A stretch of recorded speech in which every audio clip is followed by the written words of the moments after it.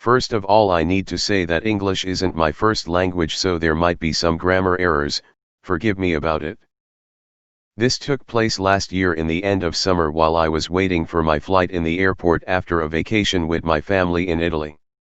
The airport was pretty empty that day despite it was supposed to be trafficked due to the big amount of people coming back from vacations. Anyway, I was playing with my Nintendo to kill time since my flight was late and I wanted to preserve my phone battery. I forgot the power bank at home. So me, 20, was quietly playing when this woman, who looked like 40 or younger, and his son, probably 10 judging by height, placed in front of me and started complaining about the flights being late and that she had business etc. I stopped listening to her because I put on my earphones in attempt to escape her complaining about this and that. I can't stand listening to complaining that doesn't concern me. Time passes and a notice comes out from the speakers saying that my flight was going to delay again. Sighing, I put back on my earphone and that's the moment where the show starts. M comes at me with his kid and asks me something. I remove my earphones and the conversation goes like this. M: excuse me. Me: yes? Do you need something, ma'am? M: yes, please. You see, my kid, EK name is getting very bored here, so I wondered if you could borrow him your video game to let him relax until our flight arrives. Nothing wrong till here, but you see, I don't trust random kids since every time I borrowed something to them insert borrowed item returned to me scratched, smudged, or even broken, so it was a no. I'm sorry for the little brat. The moment I said no, things started escalating. The tone of the woman changed from polite to arrogant and the volume had rose and the kid, who was giving me puppy eyes, started to give stink eyes. M: but why?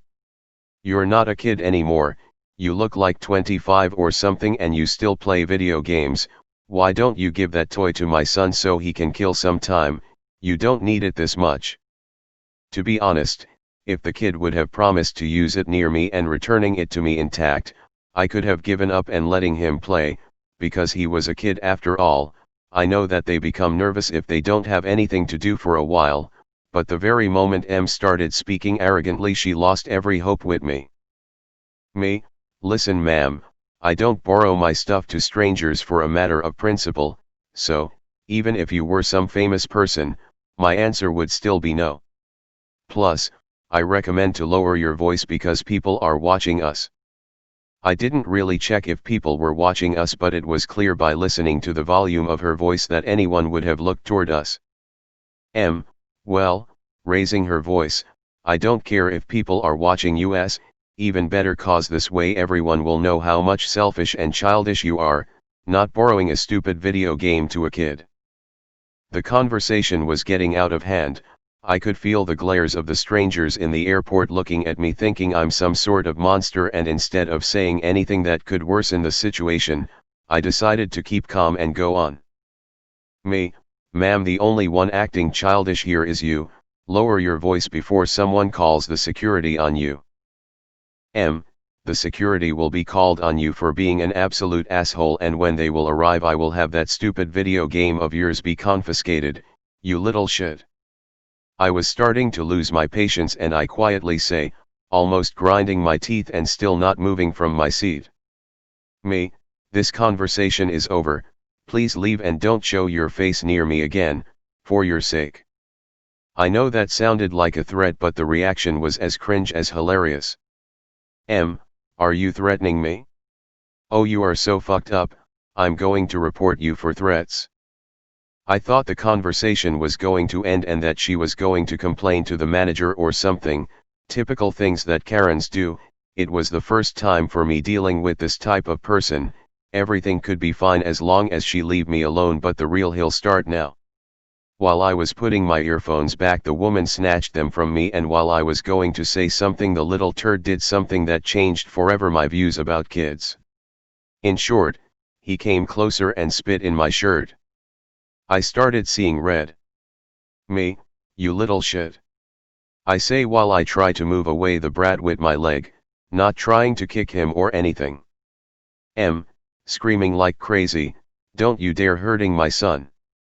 After that sentence she tries to slap me, but I grab her by her arm promptly before her hand reach my face. If she had succeeded in slapping me, I swear, I would have done something that I would have regret for years to come. She starts screaming and asking for help, even screeching that I was molesting her, and someone start moving in our way in attempt to stop the tumult. But that wasn't necessary because the little excuse for a human child does something I didn't even think kids were capable of, in terms of malignancy. He punched me in the nuts. That little shit with legs and arms was so malefic to punch a grown-up in the nuts. That kid was fully aware of the weak point of a male, yet he did it. Unbelievable. The pain does little except fueling the rage that was boiling in me. I must say, I am a very patient person and all, but when I lose my shit I don't have any self-control, so it always end up bad, and that was going to end very bad for both me and they. I stand up from the chair and push away the woman, which start demonstrating with her son their impressive acting skill. She rolls on the floor screaming, and the little turd has the courage to fake a cry while several people were getting close. I was confused, enraged, and shocked. I never dealt with someone who could be so malefic and shameless. I was literally speechless and frozen in place with my fists closed, in pain for the punch received in my sack. While standing still looking at the pathetic show she was giving, I feel someone grabbing my hands and handcuffing them. It was the security guard, who clearly misunderstood, and judged by the last scenes, he then escorted me to a white room with nothing but a table and started asking me questions after I calmed down. Everything I answered to those questions was check the camera registration, and you'll see I was frustrated and angered. I didn't want to say anything at all, but I was thankful at the guard too for removing me from that place before I could get my hands on that woman. Something like 20 minutes passes and the guards comes back and hands me a bottle of water. He was an understanding person after all, luckily. Guard, you can go, and forgive me for the cuffs. Your suitcases are in the other room. Would you like to press charge for aggression? I didn't want that bitch money and just wanted to go back home without further complications, so I refused, but I had to take a final satisfaction before taking my flight. The speakers announced that my flight was ready, so before I go I reach out to Karen and her son, who were standing in the seat I was earlier, quietly like nothing happened. I touch her kid in the shoulder and says, "Me, I think this belongs to you, you need it more than me," I say while bringing out the Nintendo. The moment I bring out the console, the little turd eyes became like cat eyes when they are in the dark, and her mother grinning in satisfaction as she thinks she obtained what she wanted. Hello, no. Little did she known, before handing it to him I snap it in 2 pieces, and I get a taste of their shocked faces. I dump the broken console on the legs of the little brat as I take my leave, hearing pointless talks in my back. It was the worst experience of my life, and made my discover that kids can be devils too, and I couldn't end giving it one to that pathetic woman and her show, single mothers who thinks everyone must get the world upside down just because they say it. When I think about it I get overwhelmed with anger and disappointment, but then I think about the sweet revenge. I still can't believe it, and when I read that there are other similar persons my feels goes to whoever has to deal with these piece of shits. P.S. For those wondering if breaking the console was worth it, yes.